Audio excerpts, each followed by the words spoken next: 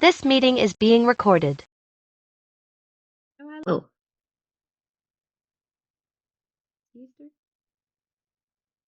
Hello. Do you want Hi. to keep it recording right now? I do not. Okay. Uh, I'll Oh, I remind you this.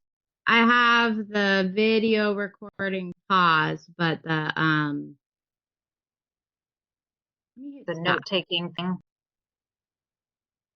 I have the note-taking thing on. This thing is awesome. We did this for, by the way, Autism Putnam, kick-ass logo, and we did this for our Autism Collier Board meeting, Yeah. and it sends it to you right afterwards, and it was like, well, shit.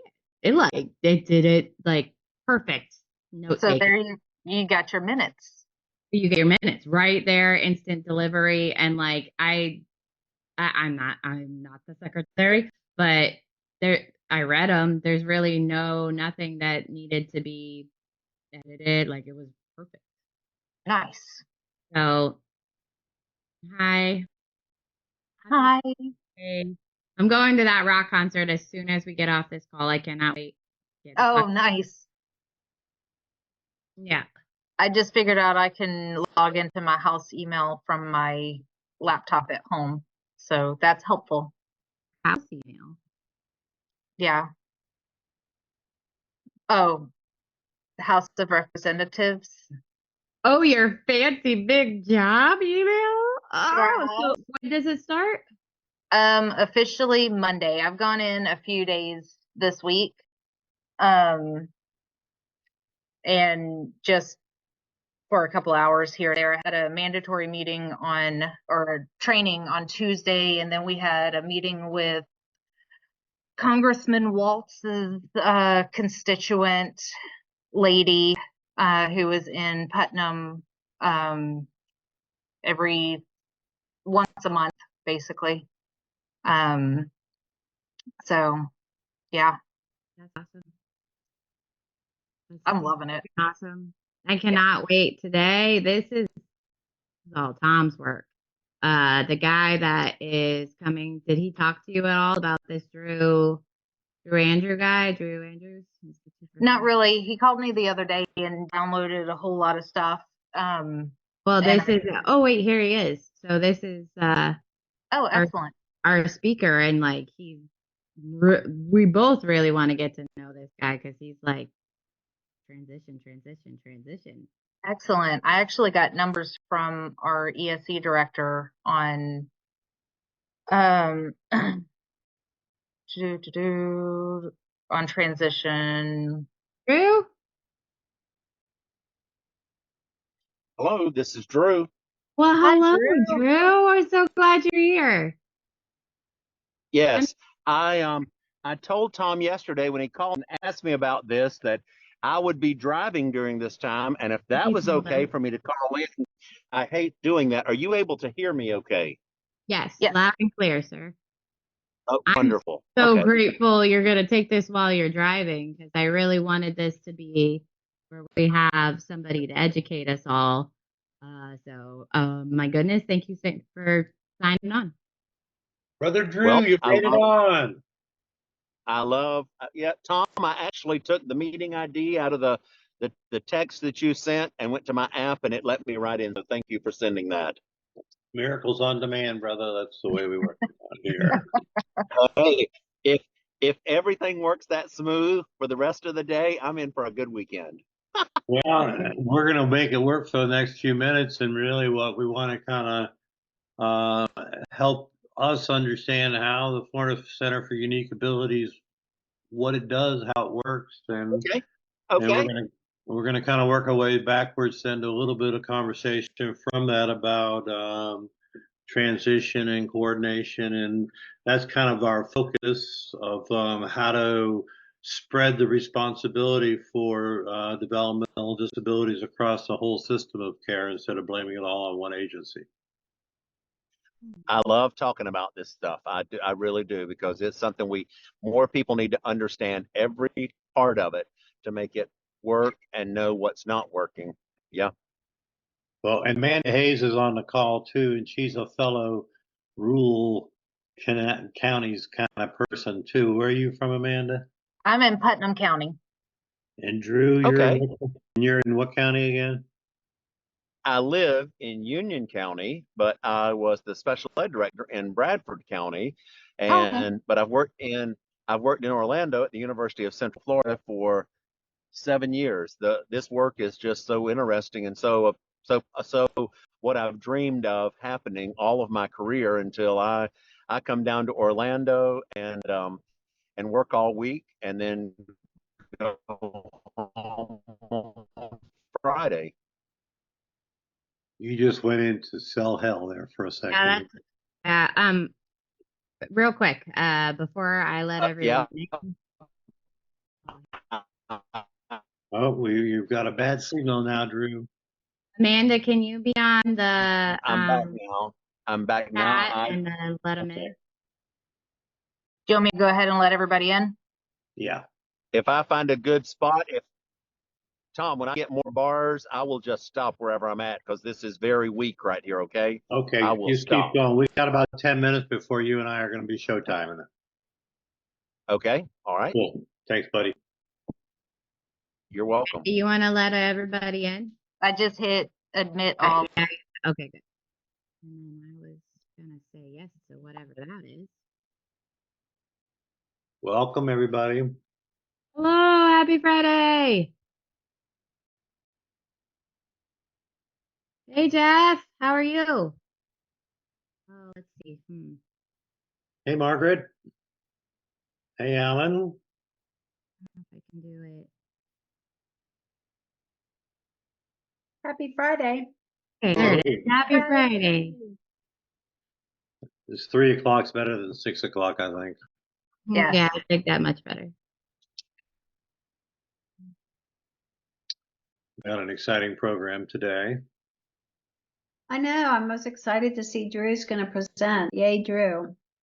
Drew, We got his. Hey, he's driving, so He's driving, trying to find the source of more bars, and then he's going to pull over, and we'll be able to see his shiny mug for a few minutes. And Drew and I have a history that goes back, I don't know, maybe almost 20 years. it seems that way. Yes. It could be close to it. And you know, it's a great group of people that work together, and we understand at this time of year that family participation may drop off some with the end of school coming up, beginning of summer, and all those kinds of things happening. But the groundwork that we're laying right now for the next session and the collaborations that we're building and continue to build are so important. And what we're trying to do is, killing a little bit of time as more people join, is really kind of broaden the scope of the connected activities, so that it's not just APD, but it's everywhere from early steps on that we connect the dots. And that if we can improve outcomes, one of the ways we do that is by getting people better services sooner and helping to offset and to address not only the developmental disabilities, but the profound impact it does have on families, on the family unit, on economics, on employment, and those types of things. And so transition has been a passion of mine as well, and very much cultivated with Drew. And part of it is really part of the discussion today will be more post-secondary and after the IEP. And another one of our discussions coming up will really be focusing on early steps, the Birth to 3 program, and then the transitions to pre-K, to Department of Education, but also how DCF, Department of Children and Families, for economic eligibility, and ACA for Medicaid state plan, and APD for the waiver of family income and counting the child as one, and how all those pieces of the puzzle can be critically important in helping address the significant economic and employability impacts of trying to care for someone with a significant developmental disability. So on that note, hello everybody, happy Friday.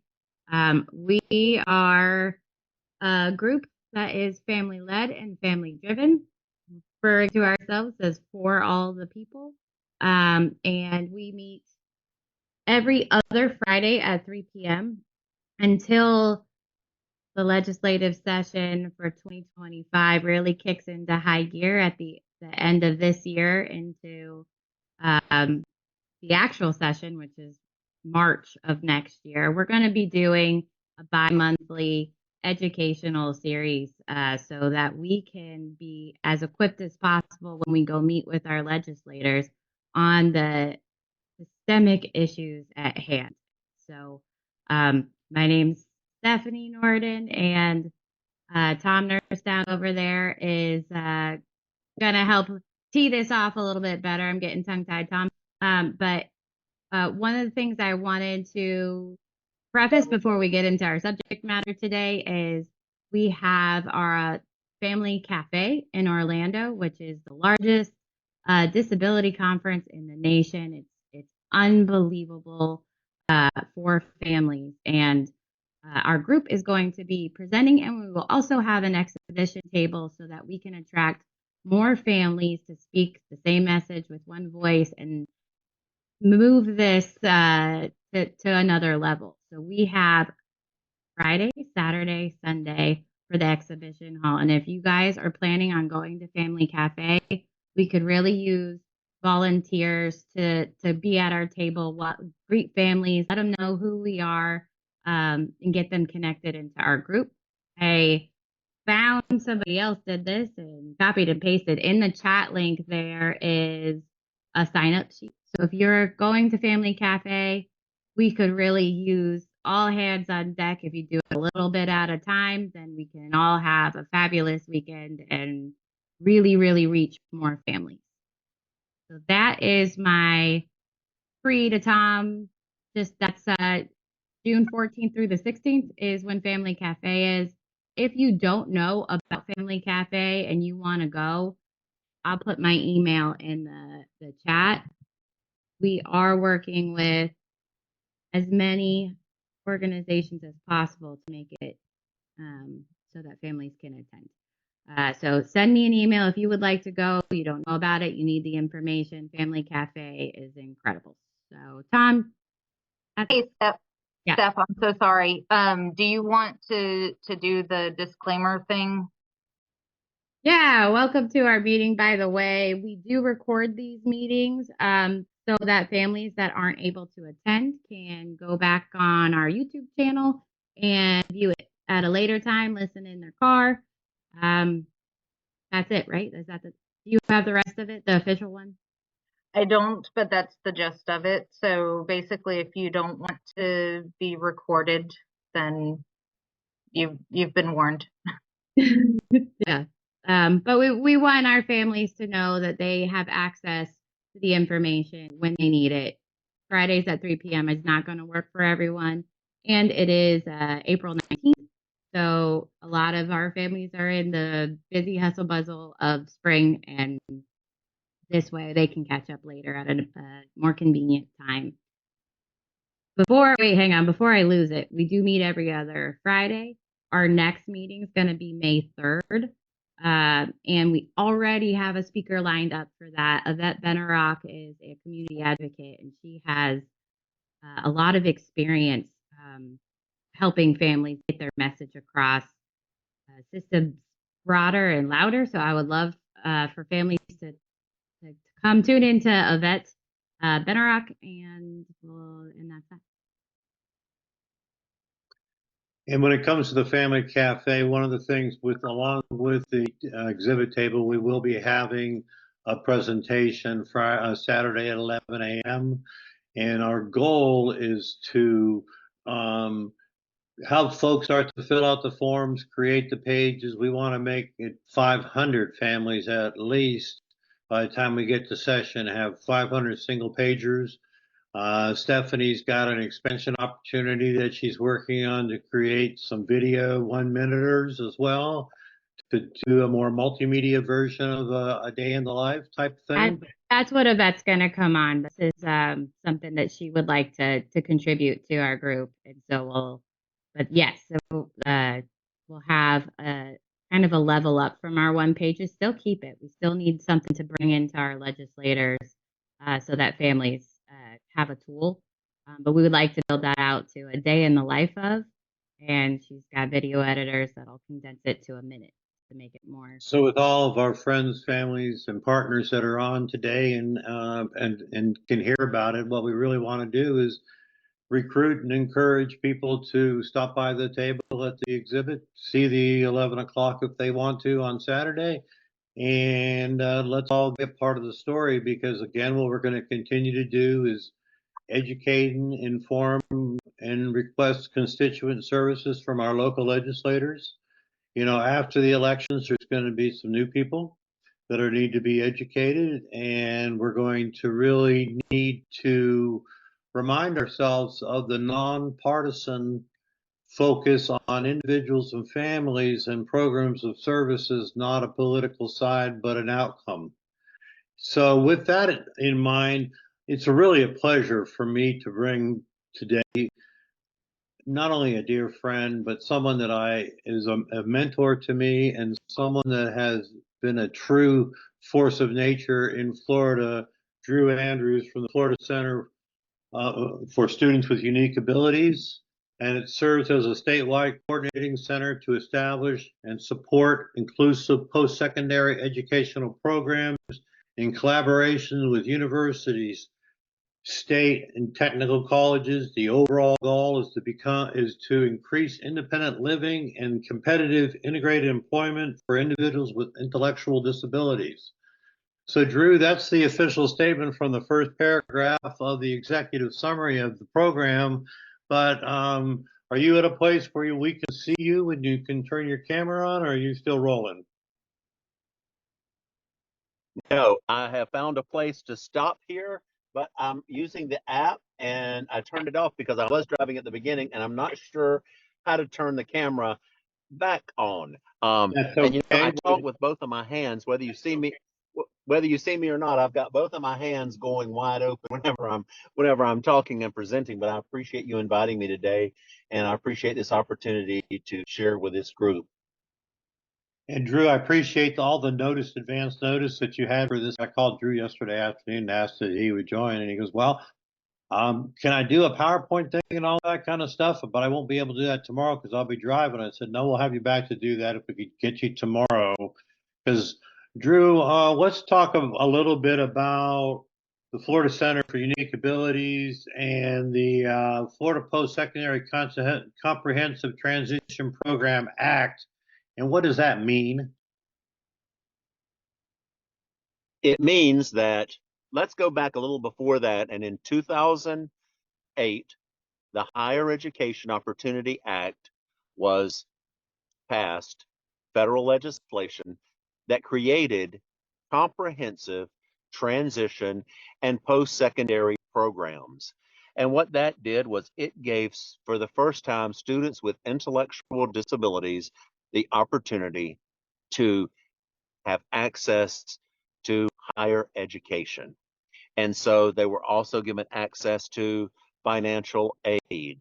And a framework was sort of designed that where institutions of higher education could develop programs that might not be degree programs, but some could be degree or non-degree programs. And students would take courses that might be for credit, or they might audit those courses. But truly the goal of comprehensive transition and post-secondary programs is for students, just like other students do at college also, to earn a meaningful credential that will lead to employment. And so in 2016, Florida did a wonderful thing. They passed the Florida Post-Secondary Comprehensive Transition Program Act. And that act did four things. It established the Florida Center for Students with Unique Abilities at UCF as a statewide coordinating center. It also established a framework for Florida post-secondary comprehensive transition programs, which aligned with the federal legislation. And then it had two parts that both involved funding. One of those is that it offered students a scholarship. Students that were enrolled in an approved program were then eligible to receive a scholarship of $7,000 annually to participate in that program. And since 2016, we've realized that at some private not-for-profit universities and some of the larger universities that have where students are living in dorms, that they need more than that. And so they have upped that amount to where students can receive up to $15,000 annually in a student scholarship. So that's the third thing that the act did. And the fourth thing was that it provided funding for initial development of programs. So if someone follows that structure, that was the second part, and develops a Florida post-secondary comprehensive transition program, they are then eligible for their students to receive the scholarships, and they are also eligible to apply for a grant to fund implementation of that program. Those grants are typically 3 years, and then they can reapply for another grant. So it's not only initial funding, but it's also continuing funding for programs at, as you said, Tom, universities, state colleges, technical colleges, and our private not-for-profit colleges and universities that are accredited in the state. So currently, according to your annual report, there are 25 approved programs located in 31 campuses across Florida, including 7 universities, 7 colleges, 11 technical colleges, and there's more. Right? Well, Tom, we haven't that annual report was published October 1, and we have not been sitting still. And I can tell you that as of yesterday, we now have 30 approved programs. So that's 5 programs that we have approved since October. So that you can only imagine how much work that is. But if colleges and universities are ready to go, we're right there supporting them all the way so that they can have approved programs. So I know that we have 30 programs, and I think that's on 36 different campuses, because some programs are on more than one campus. For instance, Lee County Schools has a program that's at both Fort Myers Technical College and Cape Coral Technical College. So Drew, let me simplify something real In quick. Broward, So it's okay. what I heard you saying, make sure people understand, is there are monies for scholarships up to $15,000 for students, but there's also money Yes. for the universities and fellow programs for professional development, technical assistance to help them develop these programs. Is that what that's for? Well, it's for that, but it's for more than that, Tom. Most of our grants are typically $300,000 to $500,000 a year, and a lot of those grant funds are used for personnel, because you're bringing in someone to coordinate the program, you're bringing on additional academic support, you may be paying peer mentors, may be paid out of the grant.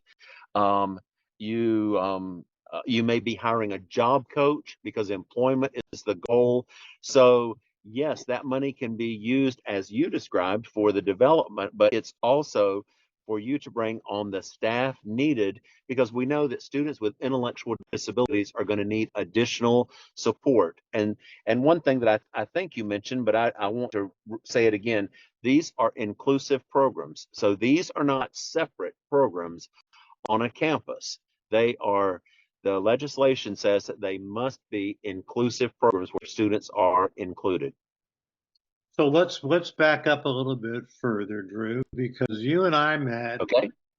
through this transition center at the University of Florida, where we were all working hard at school district development of the implementation of transition IEPs. And I've heard you talk about a few categories Yes. that would be in those transitions, like independent living, community participation, and post-secondary education. So could you talk a little bit about the role that while students are still being served with an IEP, why would working on those goals in a transition IEP for years be so important, and what impact do you see on students when they show up when that has actually happened?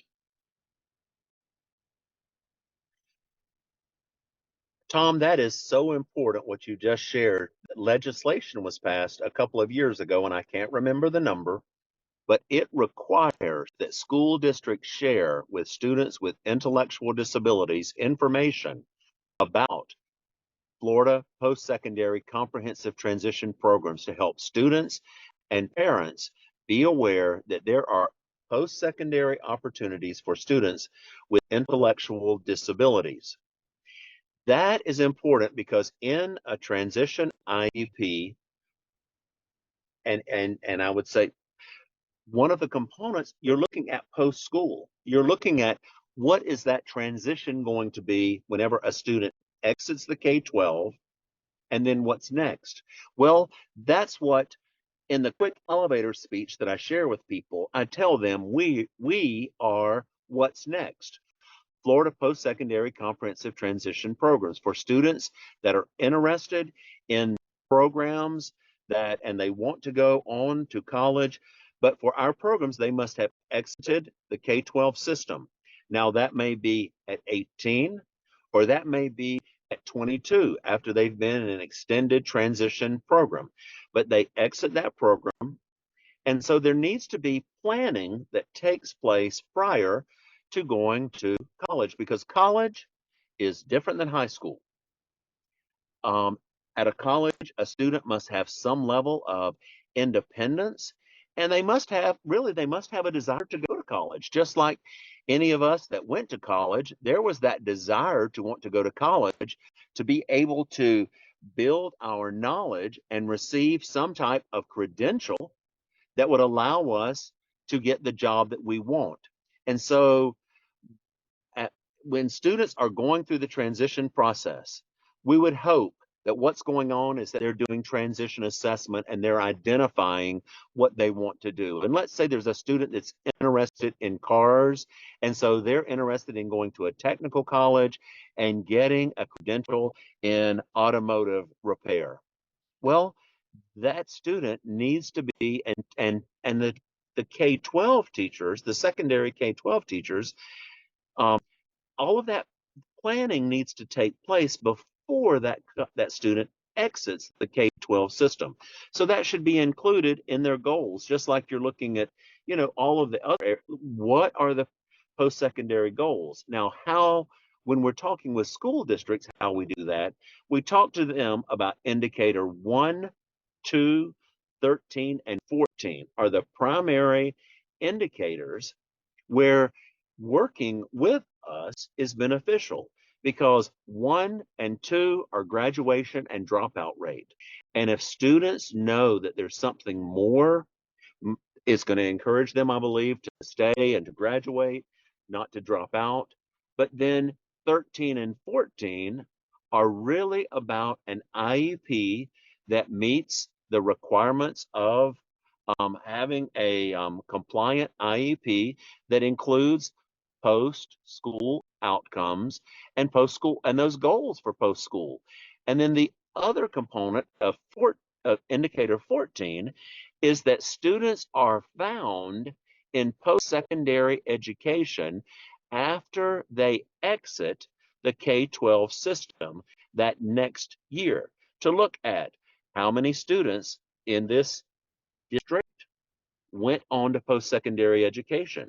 So we want school districts to encourage their state colleges, technical colleges, universities to develop a program so that all students have an option. And that's certainly something that we're doing too. And so, for instance, in Pinellas County, there is a program at Pinellas Technical College. They haven't yet accepted students, but they are an approved program and they're getting everything in place to accept students. There's a program at St. Petersburg State College, and there is a program at USF St. Pete. the legislation allows there to be, you can have multiple programs in one area. We all know how many people live in Pinellas County, meaning that it's a huge number and there are lots of students there. So students in Pinellas County have an option. What is the option that best aligns with your future post-school goals? So students attend one of those programs based on that. And that our goal is for there to be programs throughout the state where students have options. But students need to be talking about that and thinking about that, just like other students think about going to, where are you going to apply? Let me visit this program. Let me look at what this program, what the credentials are that are offered. Does this program and what they offer, does it align with the goals that I have once I leave school? And I tell folks, in K-12, students may have, hopefully, are having work experience. We're not about just providing some work experience. We're about students being prepared to maybe, and we know that Publix is an example that lots of folks use over that, and Publix is a wonderful store that allows students to have opportunity work. They have work experience, but our programs are looking at someone having a baking and pastry certificate that and taking that credential with them, and they get a job in the bakery at Publix. So that's kind of, I use that example because that's an example of what might be happening in K-12 and what we're working toward. So Drew, let me interject here then. That is such a inspirational thing, and part of the idea is that early on we need to get people to be looking downrange. Where are we going? And what are the things that we need to do to Absolutely. be able to get that eligibility? And so part of the driving of this call is this group last year focused significant energies on the Agency for Persons with Disabilities. And there were two areas of particular focus that we wanted to, that kind of in part brought us to you. And one of them was the elimination of a couple of categories of the wait list this year. And one of them was category 5. And let me quickly review what that is. It includes clients who are expected to graduate within the next 12 months from a secondary school and need support to obtain a meaningful day activity, maintain competitive employment, or pursue an accredited program in post-secondary education to which they have been accepted. It also notes the documentation required for the change school documentation of the individual's graduation date and documentation.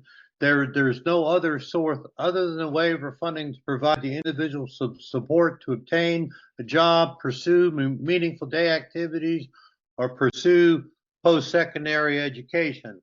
I read all that to say when the agency provided to the legislature how many students fall in that category for across the state of Florida that are waiting at the Agency for Persons with Disabilities. Drew, give me a guess. How many do you think that would be? Well, you've told me, Tom, so I'm not going to act like I'm guessing, but you and I talked, that number is very low. It's just 20 something, isn't it? That's correct. So part of what we're doing is we're looking at, as a group, trying to stimulate the conversation, make the numbers be accurate. And so one of the things that says here is when documentation, there's no other resource other than waiver funding. So my question, Drew, is don't some of the students get the $15,000 scholarships but may need additional supports from the med waiver or from vocation rehabilitation or blind services or some other program as well? Absolutely. Absolutely. This is one funding source, this scholarship. We also work to make sure that, we work to include vocational rehabilitation counselors, where VR might be able to provide services. We encourage our programs to work with any service that is out there that can provide services to students, to young adults, actually, with intellectual disabilities. So, for instance, Drew, with that in mind, one of the big concerns I would think you would have with independent living would also be things like access to health care. And so, the discussions in the transition IEPs about I want to be a baker, I want to get the certificate, I want to go to the Lee County Technical School, and I want to live on campus, and the $15,000 won't cover all my expenses. Wouldn't that be a perfect example of the kind of conversation in a transition IEP when we're looking at coordinating resources and identifying how we're going to do it would be done? Well, you're looking at each student's individual needs, and absolutely, there would be students that would meet that description that you just gave. Yes, absolutely. So, Drew, one of the things we talked out as we wrap up for today, and we're going to have you back for our more expensive with visuals and everything conversation about this, because this is such an exciting systems development to be able to open up the doors of hope and opportunity for students that historically were not seen as having those opportunities. Is there any last thoughts that you'd like to share for today related to the encouragement of starting early and often and engaging in a transition IEP and why that's important? Yeah. Well, Tom, one thing that was mentioned earlier in this call was about the Family Cafe, and we are always at the Family Cafe. And this is just one example. We attend lots of conferences and meet everywhere that families gather. We try to be there to share this information. A lot of families come by with a child that's still in a stroller, and they say, "Oh, that's for older kids. I'll find out about that later."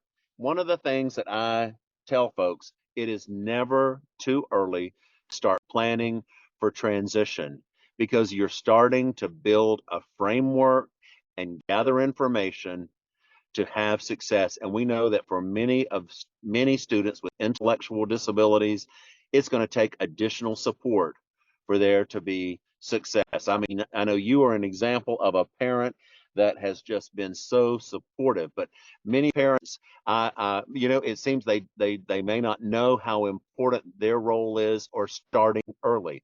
But I encourage families to start early. You need to be talking about going to college so that students have that expectation, so that students are building their stamina in education, in learning, that the expectations are high. One of the things that I talk to teachers about is, look, it's your responsibility to make sure that students are ready for post-secondary education. And you need to be doing everything that you can to help that student be as independent as possible, but to have an idea of what's going to be happening on that college campus and how is that going to be different than being in high school.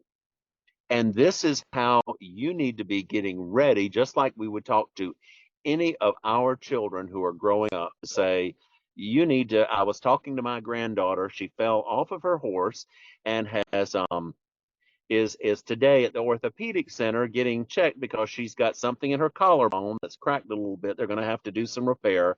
But I'm sharing this example of when I talked to her. I said, Sugar, I said, I am so sorry this has happened. I said, and there were some reasons maybe that she fell. She was not being as careful as she should have been, and she was bareback. But I said, you're becoming an adult. She's 12 years old. And I said, being an adult means you're going to be making more decisions on your own. There we go, Tom. Self-determination, self-advocacy is so important for everyone. And And as long as I have the ability, we're going to continue. I mean, we're at 30. I can't wait to get to 60 programs because there are still pockets of the state where there's not a program close enough that students could go. And if they chose to still live at home, to attend the program and be at home that evening. And there are a dozen wonderful universities here in the state. There are 28, the great 28 state colleges. There are over 40 technical colleges. And then there are, I think, right at 40 private not-for-profit colleges and universities. That would cover Florida for students to have that option, to all have that option. And we're going to continue to work towards that. But we need parents to be aware and to be asking in that IEP, what are we doing to get my son or daughter ready for post-secondary education? How is that working? And to talk with that teacher and to look at that and to really focus on those post-secondary goals for students. Those would be my final thoughts. Well, Drew, I can say nothing but thank you, thank you, thank you. And, I think you've touched the nerve with a lot of folks about, many times we get caught up in slugging day to day, but when we can pick up our head and look down the road and have some hope and some dreams, it really does turn out the harder you work, the luckier you get. And part of it is getting systems to communicate and connect. And I will follow up with you with more information about our project and encourage you to share it far and wide. And we'll get on the calendar and get you back for a more detailed one. And I just want to thank you again and hope you drive safe. Thank you very much. I have enjoyed this time, and I'm more than happy to come back and talk about. As you can tell, I love talking about this, and I'm happy to answer questions. And my email, you can put it in the chat, Tom. It's drew.andrews@ucf.edu. I'm happy for you to share. Email is good because then I have documentation. But folks can call also. But any way that I can answer questions or provide more information, I'm happy to do that. Thank you so much, my friend, and we'll talk soon. Have a great day. Be well. Bye. Well, there you have it. There's Drew. And that's the kind of things we want to do is bring an increased awareness of what are the projects, programs, services that are going on, try to connect the dots. And when we talk about transition, he was also talking about independent living. He was also talking about community participation. He was also talking about employment. He was also talking about adult education. All those things are those categories within a transition IEP that we should be in Florida no later than 12. We can even talk earlier if we want to, but no later than. So that is something that will be very important in the improving outcomes by getting more people involved earlier, raising expectations, increasing opportunities. I mean, we just learned today about $15,000 scholarships per year. Scholarships, those aren't loans. Those are big deals. And we also heard about how vocation rehabilitation could be part of it and how mid-waiver can be part of it. So these discussions may not be happening enough around the communities.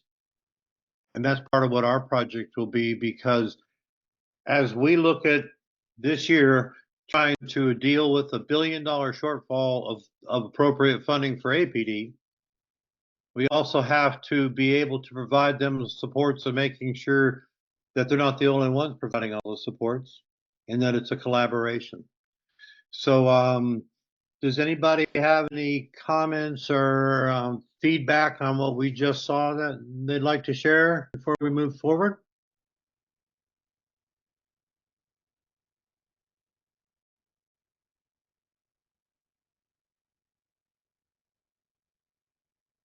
Alan, being part of the largest organization serving people with intellectual disabilities in the state of Florida, what did you hear today? Well, that I said, being the leader of the largest organization that serves people with intellectual disabilities in the state of Florida, what did you hear today that may be helpful? Well, the scholarships, I didn't know about them. I actually wrote his name down. I was going to reach out to him later about just a couple things that I've been thinking about. But beyond, you mean beyond this conversation, like what did I learn today?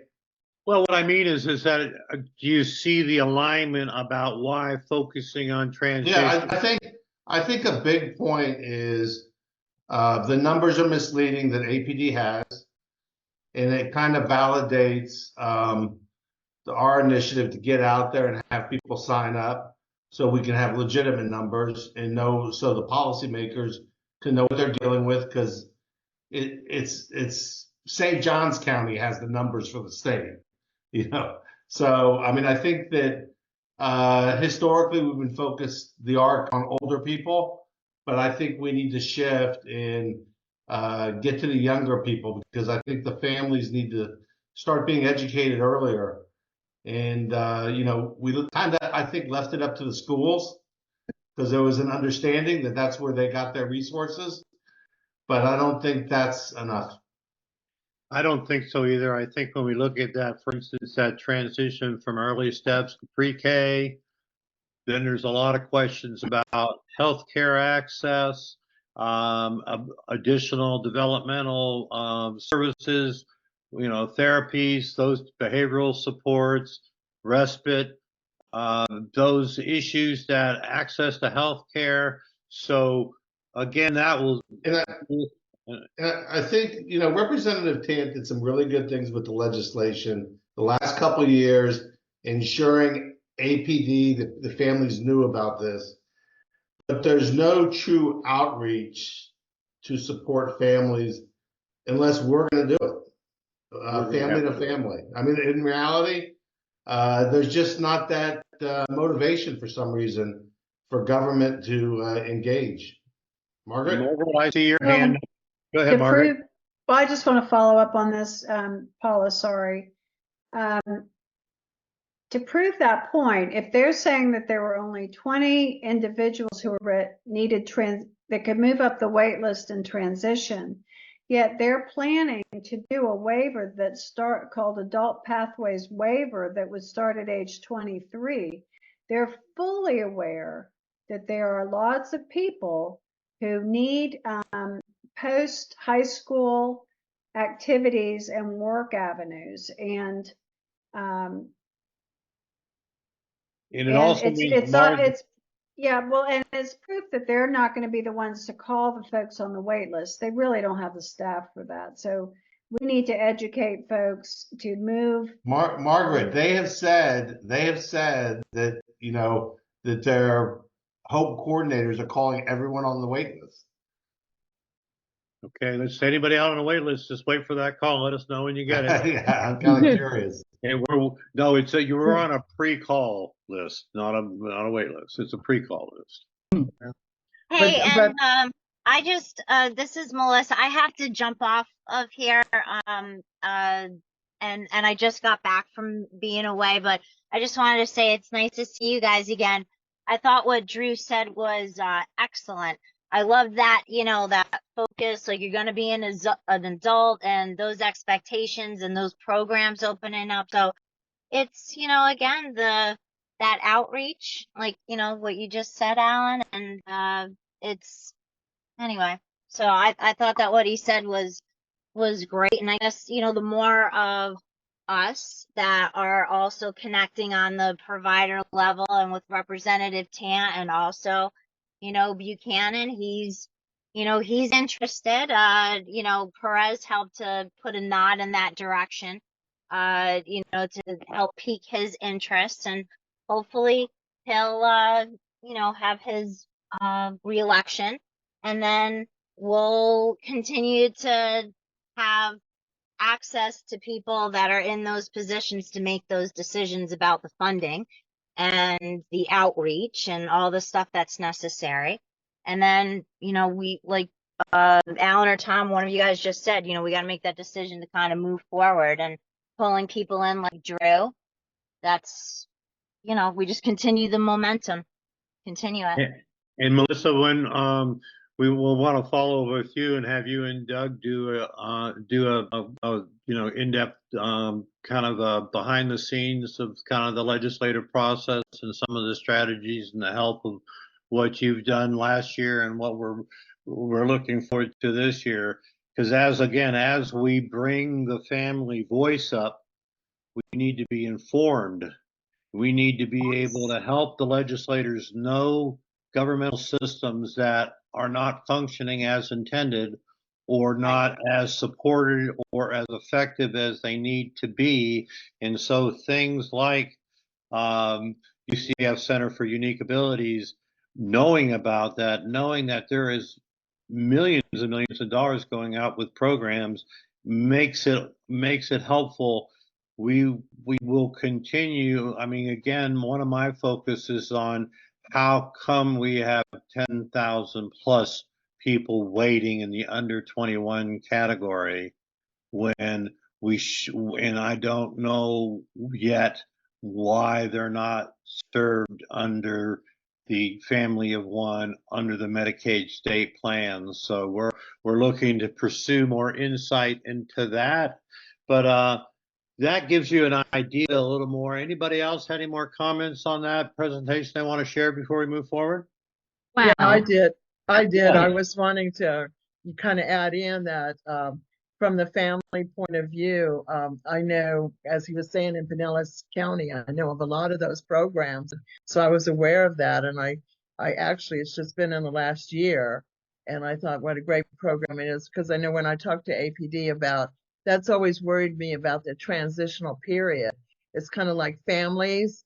The school takes care of them and then they just drop off and they don't seem to know what the next step is. And so I know we've been working on that, connecting the dots in the Suncoast, trying to get families informed about, because they don't know. And I even think in the IEPs, they go in and the school's kind of going like, okay, what do you want? And they don't know what the option is. And talking to families, they're going to college. They can't do that. And I'm going, like right now, there are some great programs coming down on construction workers. Can you imagine? I'm just like, this is wonderful, to get them into the construction field. And, I can think of all kinds of jobs that a lot of them could handle and would be really, really great at. And so getting that word out and getting families to, they're going to have to seek that information, to know what the possibilities are. And that's one of my favorite phrases is you're either going to drive the bus or get run over by it.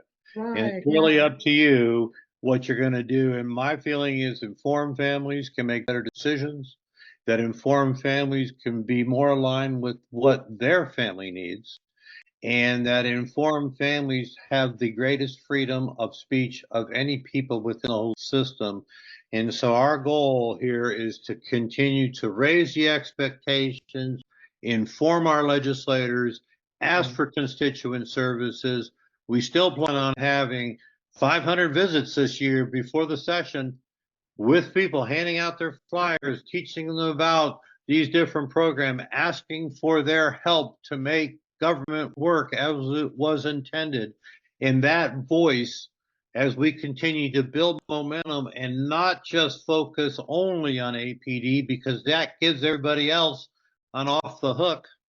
Yeah. The goal is instead to go the other way and say, why don't we look at this as a community commitment, that we're in it together and we work at building community initiatives, because small rural counties have different options than large counties. We've got wealthy communities that are still resource deserts. On this call, many people, and particularly Alan and others, have been talking about capacity. It breaks my heart to talk about one of the families I know that they have the funding, they got the crises, they got the approval. There's just nobody to deliver the services. And so now they are looking at residential program, not because that's what they want, but because they can't go on doing it all. So the issues around provider capacity, we'd like to have some focused presentation, Alan, and have you take a lead on that coming up and kind of helping look at what are some of those capacity building initiatives that need to be undertaken, so that again, look at the date.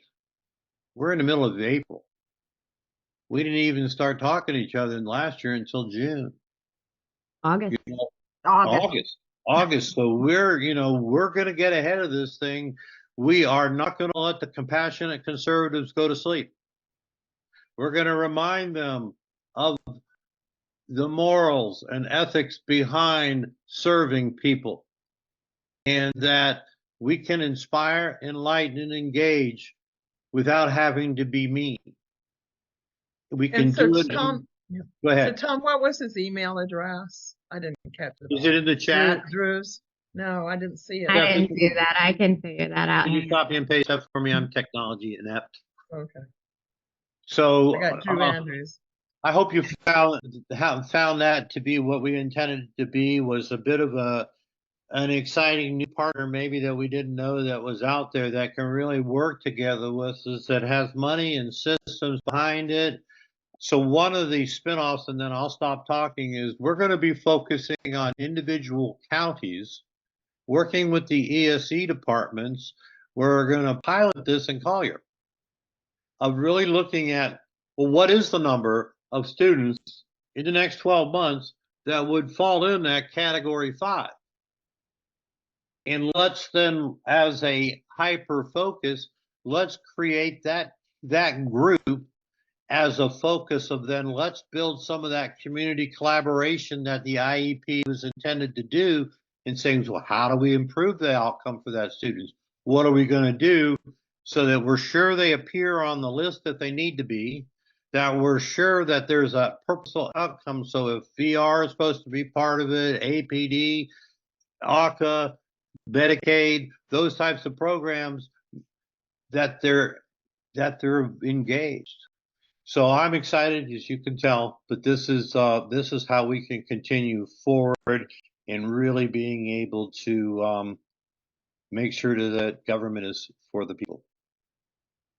And so as a reminder, we're going to meet again on May 3rd, same time, 3 o'clock, same link. I think we got a beat on this so we could send a notice out a week early and give everybody a heads up. We'd love for you to share with your community. Another thing that I'm going to beat a dead horse until it works, our family care councils. We have 15 around the state, and we had our last meeting last week in our local area, and it was fabulous. There's brand new parents that kids just got a diagnosis and they needed that wraparound family support, and we're able to connect one of the families. Our liaison in our area is also our supervisor for crisis applications. And the very next day, that family, who doesn't know anything, got approved through the crisis and was already connected with the supervisor. And it just furthers the message that together we can truly collaborate. And that's the purpose of the family care councils. And if we could all just show up to our local councils to show that there is interest, then we can build it. And if people want, we desperately need council members to apply. We won't be able to get those applications appointed until we establish a real interest. And the best, easiest way you can do is just show up to the meetings. They're once a month in most places. But if you go to, it's fcc.org, right, Paula? Mm-hmm. fcc.org. There's a giant map of Florida. Click on where you live, and it'll take you fccflorida.org. Please, this is the way to build out the families easiest, because that's already established. And then that's one more time, fccflorida.org. Please check us out. Go ahead and put that in the chat if you would. They're going to be at Family Cafe as well, so you can get to know your chairs in the area. There's so many things that are going to happen for Family Cafe. I think it's going to help us find the other groups, work together in collaboration. Nicole Gardner, she's one of our members, and she's a recent partners graduate, and part of her final project is to do a legislative initiative within Brevard County. And they had their first meeting on things that they want to work on based on things they're observing. That's incredible. And so if we can just all talk with whatever groups we're connected with about the messages, our stories, I think we're going to do this thing. And we are also, for an example, now we're providing technical assistance. We're providing information on different types of programs and supports. And she's working on building that community collaborative table, come to the table, sit back down. And I see you there. And one of the things that I'd like you to do in a future presentation is kind of bring a provider perspective on the processes that you experience, some of the challenges that you may confront, because again, one of our big concern is, and you're welcome to identify somebody else you may want to do it together with, is provider capacity. We've had a long time of deny, delay, and discourage, and if we start to be actually getting people approved and funded, but there's nothing there to serve them, that's tough. You know what, Tom? Yes, when this first started, when the managed care groups came in, yeah, it was definitely a challenge, but I could honestly say they are getting better. They're updating their systems.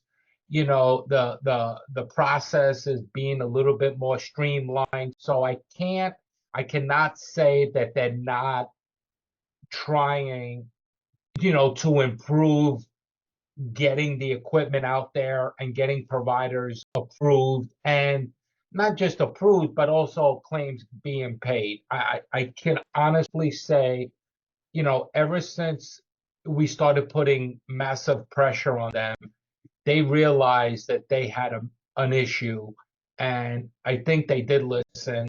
And it's never perfect. We know that. And I don't think it's ever going to be perfect. And there's nothing perfect in this world. But it is getting better. I'm going to say it is getting better. They are working with us. They are paying attention to us. And they're seeing that the mistakes the mistakes are mostly on their end, for claims being denied for reasons that they can't even explain. And they just go ahead and pull the claim out, process it manually, whatever they do. So I can't say that it's not getting better, in my experience. My experience has been, particularly on the managed care waiver, is that the authorized amount of services is not necessarily reflected in the actual delivery. And that you may be authorized, for instance, for 80 hours of nursing, and you're lucky if you get a consistent 40. That I can't say anything about, because that's not my line of business. When it comes to what I do in continence, it's a straightforward shot. It's simple. Out of all the services that are out there, every support coordinator does say to me, "You got the easiest one. You would get the authorization. It's X amount of whatever for the whole year. We send out X amount per month. By the end of the year, we start fresh." So for me, when it comes to incontinent, it's pretty a straightforward shot. It's pretty simple. When it comes to the nursing and all of that I don't have no experience in, so I can't say anything about. But for me, it's been a pretty simple way of doing things when it comes to the waiver, and even managed care for that matter. It's been a pretty straightforward, simple, no issues when it comes to what I do, when it comes to my services, put it that way. Alan, I saw you wanted to say something. Yeah, I wanted to say something that I'm starting to observe in the discussions with the pilot managed care company. What I think is going to happen, I think when they mix the money on Medicaid, long-term care in the 4E waiver, I think what we all know is going to happen, that it is less expensive to keep people in the community than to put them in a nursing home or whatever. And I think if they do it right, this could be a huge benefit, because you know, in my experience, when I was state director of DCF, APD and DCF used to fight for the 18-year-old kids with disabilities on who paid for them. They didn't care for the fact that if the child went to APD, 50% of the money was paid by the feds. If it was DCF that was paying, it was 100% general revenue. And they just fought because it was their territory. So I'm hoping that this idea that the money's mixed, one, we get in the estimating conference, because once it's mixed, Medicaid still has to have an estimating conference. And so I think there's going to be some unintended consequences. And all we need is a managed care company that has a big heart and is actually there for the right thing. That's kind of like, but I'm an optimist. And we love you for that. And you're an optimist that likes to hold people's feet to the fire too, and we like that too. So as we keep going, we're getting close to the end of our day. It was the kind of thing we hope to do more of this year is to kind of hatch some new ideas, get some folks inspired, keep going on what we've been working on, add a few new things, and our next call is in 2 weeks. And Stephanie, you got any closing remarks? Just 1 second, Tom. I just have a quick question for you and Stephanie and probably Amanda.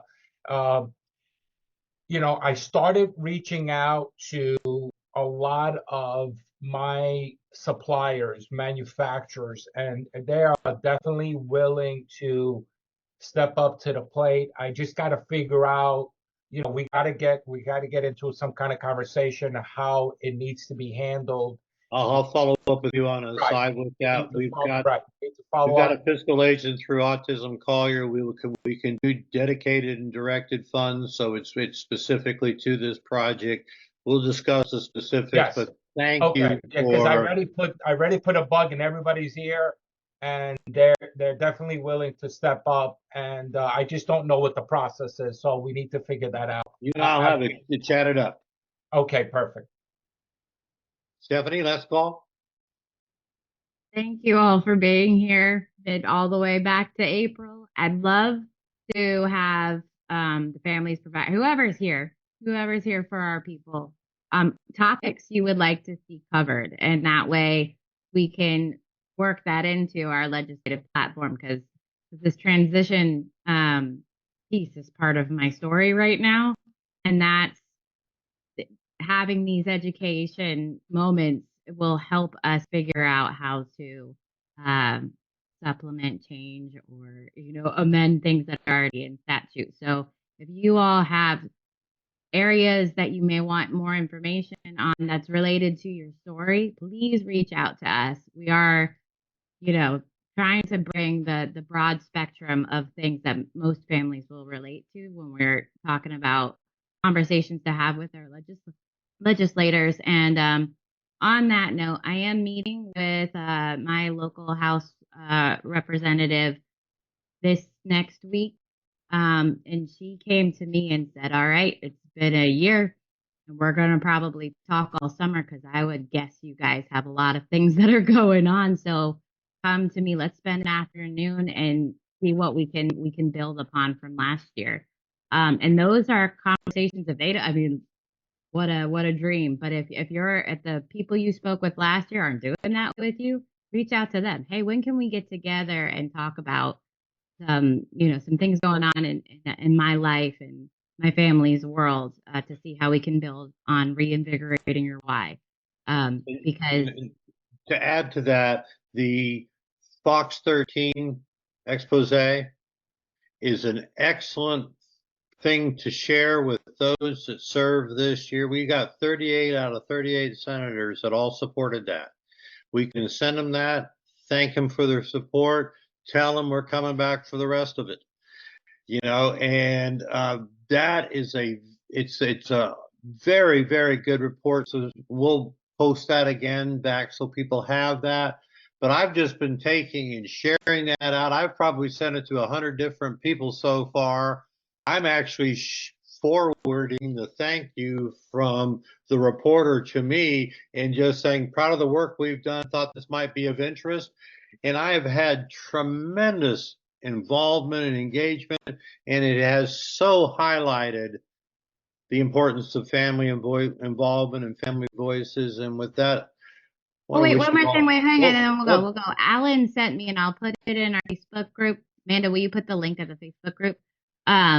He sent me an article just recently from Orlando Sentinel, and that, those conversations will keep going up. And then another thing on Monday, the 22nd, I think that's Monday, American Potential Podcast.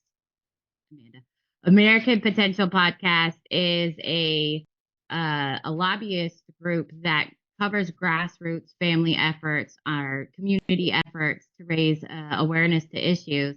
And they did a recording with me, and that'll be available. I mean, and the idea is just to spread our message far and wide. And if there's anyone covering issues in your community, please share that information on our those are conversation points that we can say, hey, check out this mom in Putnam that just opened this nonprofit to further the message, or whatever everyone's doing.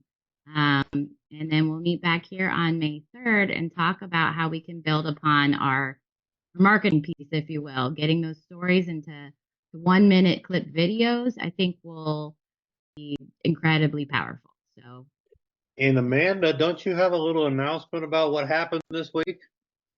Autism Putnam is officially a go. So I got the paperwork back from the state and all of the numbers that I needed to go open the bank account and make it officially official. So congratulations. Thank you. You Also, you're an aide now. You've got a .gov email address, I think. Monday.